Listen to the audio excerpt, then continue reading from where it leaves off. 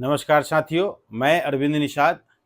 आज हम लोग जननायक कर्पूरी ठाकुर जी के 69वें जन्मदिन मनाए जाने की प्रसंग पर बातचीत करेंगे।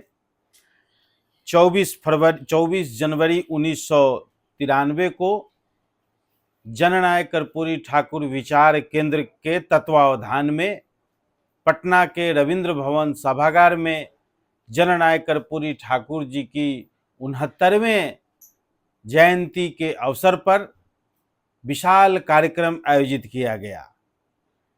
पूरे देश में मंडल कमीशन के आरक्षण के अनुशंसाओं को लागू किया गया था। बिहार में जनता दल की सरकार के मुख्यमंत्री माननीय लालू प्रसाद जी ने घोषणा किया था कि बिहार में भी मंडल आरक्षण के फॉर्मूले को लागू किया जाएगा। कि जनता दल के ही सांसद, पार्टी के राष्ट्रीय महासचिव माननीय नीतीश कुमार जी ने जननायक कर्पूरी ठाकुर जी के 69वें जयंती के अवसर पर पटना के रविंद्र भवन में लालू प्रसाद जी को और उनकी सरकार को चेतावनी देते हुए कहा कि जननायक कर्पूरी ठाकुर के आरक्षण फॉर्मूले में कोई तब्दीली मंजूर नहीं है।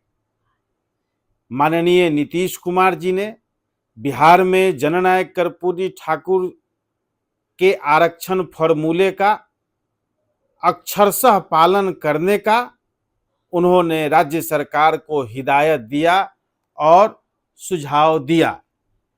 इस प्रकार से माननीय नीतीश कुमार जी ने तत्कालीन सरकार को अति पिछड़ा के आरक्षण के सवाल पर ललकारते हुए कहा कि जननायक कर्पूरी ठाकुर जी, देश में पहले ऐसे राजनेता हुए जो पिछड़े वर्ग में ज्यादा पिछड़े थे, उनको उन्होंने आरक्षण दिया। उस आरक्षण की व्यवस्था को कोई खत्म नहीं कर सकता है। जननायक कर्पूरी ठाकुर जी समाज के दबे कुचले की आवाज थे, हम लोगों के पुरखे थे। उनके बताए हुए रास्ते पर हम लोगों को चलना है। उनके प्रति यही आज की जयंती के अवसर पर सच्ची श्रद्धांजलि होगी। माननीय नीतीश कुमार जी की इस घोषणा से लालू प्रसाद जी डर गए और जननायक कर्पूरी ठाकुर जी के द्वारा दिया गया आरक्षण कर्पूरी फॉर्मूला को तत्कालीन सरकार लालू प्रसाद जी की सरकार ने छूने से डर गई और इस तरह से जननायक कर्पूरी ठाकुर जी के आरक्षण की व्यवस्था को बचाने का, पोषित करने का काम माननीय नेता नीतीश कुमार जी ने किया है।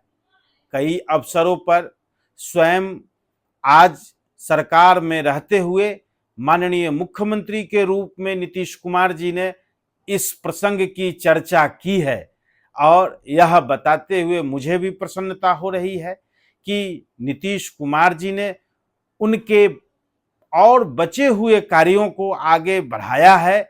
इस प्रसंग की चर्चा हम लोग बाद में करेंगे। तब तक के लिए नमस्कार साथियों।